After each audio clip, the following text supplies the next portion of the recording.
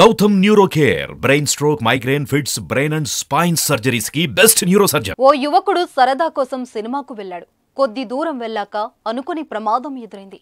ప్రమాదవశాత్తు రోడ్డు ప్రమాదానికి గురయ్యాడు. తీవ్రంగా గాయపడిన యువకుడిని స్థానికులు ప్రభుత్వ హాస్పిటల్కు తీసుకెళ్లారు. చికిత్స పొందినా కానీ యువకుడిలో చలనం లేకపోవడంతో డాక్టర్లు బ్రెయిన్ డెడ్ గా ప్రకటించారు. తల్లిదండ్రులు ఓ గొప్ప నిర్ణయం తీసుకున్నారు. చనిపోయిన తమ బిడ్డ కొంతమందికైనా పునర్జన్మ ఇవ్వాలని తల్లిదండ్రులు భావించారు. గుండె, కాలేయం, మూత్రపిండాల దానానికి అంగీకరించారు. వీరి నిర్ణయం మరో ముగ్గురి జీవితాల్లో వెలుగులు నింపింది. అవయవ దానం చాలా గొప్ప విషయం. తాను చనిపోతూ మరికొందరి జీవితాల్లో వెలుగునిస్తుంది. తాజాగా ఓ యువకుడి కుటుంబం అవయవ దానం చేసి మరో ముగ్గురికి జీవితాన్ని ప్రసాదించారు. చిత్తూరు జిల్లా పూతలపట్టు మండలం సామతన్నం గ్రామానికి చెందిన 23 ఏళ్ల హేమకుమార్ 4 రోజుల క్రితం రోడ్డు ప్రమాదానికి గురయ్యాడు. హేమకుమార్ ఒక ప్రైవేట్ ఫ్యాక్టరీలో పనిచేస్తుండగా తల్లిదండ్రులు మణి, భారతి కూలి పనులు చేస్తూ జీవనం సాగిస్తున్నారు. సినిమా చూసేందుకు బైక్ పై వెళ్తుండగా పూతలపట్టు మండలం బండపల్లి దగ్గర రోడ్డు ప్రమాదం జరిగింది.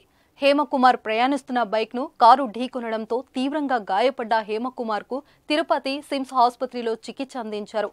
చికిత్సకు స్పందించకపోవడంతో డాక్టర్లు బ్రెయిన్ డెడ్ గా నిర్ధారించారు. ఈ మేరకు హేమకుమార్ అవయవాల దానానికి అంగీకరించి తల్లిదండ్రులు గొప్ప మనసును చాటుకున్నారు.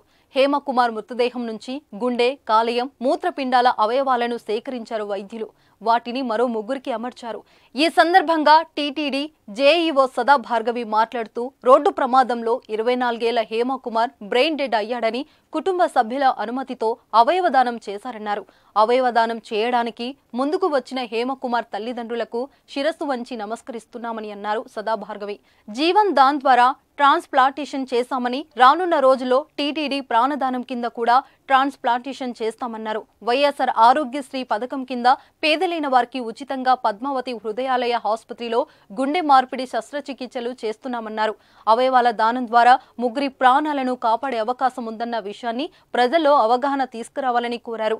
టీటీడీ జేఈఓ సదా భార్గవి మల్టీ ఆర్గన్ సర్జరీని విజయవంతం చేసిన టీటీడీ అనుబంధ సిమ్స్ ఆసుపత్రి వైద్యులను అభినందించారు. టీటీడీ జేఈఓ సదా భార్గవి మల్టీ ఆర్గన్ సర్జరీని విజయవంతం చేసిన టీటీడీ అనుబంధ సిమ్స్ ఆసుపత్రి వైద్యులను అభినందించారు. టీటీడీ జేఈఓ సదా భార్గవి.